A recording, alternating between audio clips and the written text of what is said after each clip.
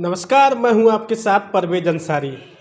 सर्दी का मौसम है और चुनावी मौसम भी है। ऐसे में चुनावी बिगुल बज चुका है, सरगर्मियां चुनाव की तेज हो चुकी हैं। हमारे साथ इस समय मौजूद हैं समाजवादी पार्टी के वरिष्ठ नेता और पूर्व ब्लॉक प्रमुख तेज प्रकाश गंगवार जी। तेज प्रकाश गंगवार जी अभी रास्ते से गुजर रहे थे कि अचानक उनकी गाड़ी देखते ही हमने रोक लिया और कुछ चुनावी मुद्दों को लेकर जो है उनसे वार्ता करते हैं। तेज प्रकाश जी, सबसे पहले हमारे चैनल में आपका स्वागत है। धन्यवाद। जानना चाहेंगे जैसा कि भारतीय जनता पार्टी में इस समय उथल पुथल जो है मची हुई है। उसके जो मंत्री हैं, विधायक हैं, लगातार पार्टी से इस्तीफा देकर भाग रहे हैं। अभी हाल ही में जो है स्वामी प्रसाद मौर्य जी ने इस्तीफा दिया, उसके बाद में जो है दारा सिंह चौहान जी ने और 9 विधायकों ने इस्तीफा देकर जिस तरह से भगदड़ मची हुई है, तो क्या कहना चाहेंगे? ऐसा है, भारतीय जनता पार्टी की नीतियों से सारे भारतीय जनता पार्टी के नेता परेशान थे। नेताओं की बात सुनी नहीं जा रही थी, अधिकारी सरकार चला रहे थे। इसलिए नेता लोग बहुत परेशान होकर समाजवादी पार्टी की तरफ आशा की दृष्टि लगाए हुए हैं। और स्वामी प्रसाद मौर्य जी पिछले भाजपा में चले गए थे, उनकी सरकार पूर्ण बहुमत से बनवाई थी। अब की बार समाजवादी पार्टी में वो आए हैं, उनका स्वागत है। और अब की बार समाजवादी पार्टी की सरकार पूर्ण बहुमत से बनने जा रही है। तो क्या लगता है, जिस तरह से भाजपा के मंत्री विधायक जिस तरह से सपा में शामिल हो रहे हैं, तो क्या सपा को मजबूती मिलेगी? निश्चित रूप से सपा को बहुत मजबूती मिल रही है। हाल ही में अभी मुख्यमंत्री योगी जी ने जिस तरह से एक इंटरव्यू में कहा था 80 बनाम 20, क्या कहेंगे? 80 बनाम 20 का जो है लोग कई तरह से मायने निकाल रहे हैं, आपकी क्या राय है? नहीं, योगी जी ने 80 बनाम 20 बिल्कुल सही कहा था। हम लोग 80 नहीं, हम लोग हैं 84% और वो हैं 15%। तो ये लड़ाई 84 बनाम 16% की है। लोगों का मानना है कि योगी जी ने जो है एक विशेष समुदाय को टारगेट किया इसमें। नहीं, हम तो ये मानते हैं कि हम ओबीसी और SC ST सारे लोगों को मिला के हम 84% हैं और वो 16% है। तो वही कहते होंगे कि हम 16, 20 और 80 की लड़ाई लड़ रहे हैं। भाजपा जिस तरह से हिंदुत्व का मुद्दा लेके चुनाव में आई हुई है, हिंदुत्व के मुद्दे पे चुनाव लड़ रही है, आप किस मुद्दे पे चुनाव लड़ रहे हैं? हम लोग महंगाई, भ्रष्टाचार, अपराध और किसानों की फसलों का उचित मूल्य ना मिलना।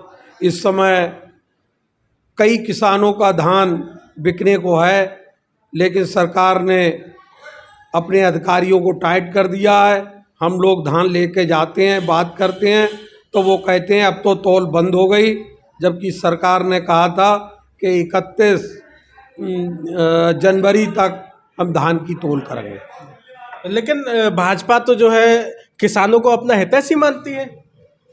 हितैषी होती तो ये पूरे क्षेत्र में बिजारों का आतंक है, वो नहीं मचता। उसके लिए गौशालाओं में बंद किया जाता और जो धान हमारा 1200-1300 में बिक रहा है वो 1900 में, 1940 में बिकता। गन्ने का हम लोगों को 14 दिन में भुगतान मिल जाता। यदि भुगतान नहीं मिलता तो उसका ब्याज मिलता। आज बजाज चीनी मिल पिछले वर्ष का 1 महीने का भुगतान दिया है, पिछले वर्ष का। इस वर्ष का तो 1-2 फैक्ट्रियों ने दिया है, बाकी और किसी ने नहीं दिया। लेकिन बजाज ने तो पिछले वर्ष का ही भुगतान नहीं दिया। तो आप क्या मानते हैं कि इससे पहले जो सरकार थी, आपकी सरकार थी, क्या उसमें समय पे किसानों का गन्ने का भुगतान हुआ था?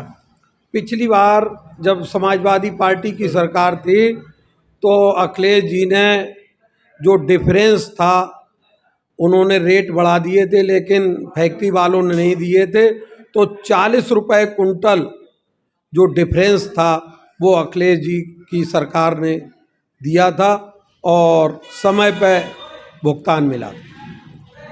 अभी जो है डिप्टी सीएम केशव प्रसाद मौर्य जी ने एक बयान दिया है, उसमें कहा है कि अखिलेश यादव जी को जो है राधे राधे से चिढ़ होती है और काशी अयोध्या मथुरा के नाम से चिढ़ होती है। आपकी क्या राय है? ऐसा है, हम लोगों को राधे राधे से, श्री कृष्ण भगवान से कोई चिढ़ नहीं है। उन लोगों को जय सिया राम से चिढ़ है। वो हमारे भगवान राम का अनादर करते हैं। भगवान राम जब तक सीता माता संग नहीं है तब तक भगवान राम भी अधूरे हैं। तो इसलिए जय सिया राम का नारा हम लोग लगाते हैं, वो पूरा नारा। ये आप कैसे कह सकते हैं कि उन्हें जो है जय सिया राम के नारे से चिढ़ है? वो जय सिया राम लगाते ही नहीं, जय श्री राम लगाते, जबकि भगवान राम की अर्धांगिनी सीता माता हैं। तो हम लोग तो जय सिया राम का नारा लगाते हैं। आपने अभी कहा कि हम जो है जय सिया राम का नारा देते हैं, क्या आप भी धर्म पर ही चुनाव लड़ेंगे? नहीं, जब हमारा धर्म ही हिंदू है और राम राम, जय सिया राम, राधे राधे, वालेकुम सलाम, सलाम वालेकुम सब करना है, तो किसी कोई अगर कहता है तो उसका उत्तर तो देना ही पड़ेगा। तो क्या लगता है आने वाले चुनाव में आपकी जो सरकार है इस बार पूर्ण बहुमत से बनेगी क्या? बहुत बड़े बहुमत से बनेगी, पूर्ण बहुमत से नहीं, बहुत बड़े। उसी का ये जो लोग फटाफट समाजवादी पार्टी ज्वाइन कर रहे हैं, ये इसका जीता जागता उदाहरण है कि सरकार तो बन गई। बहुत बहुत धन्यवाद। तो ये थे हमारे साथ पूर्व ब्लॉक प्रमुख व समाजवादी पार्टी के वरिष्ठ नेता तेज प्रकाश गंगवार जी। आगे भी हम आपको इस तरह की खबरें दिखाते रहेंगे। देखते रहिए परवेज अंसारी की रिपोर्ट।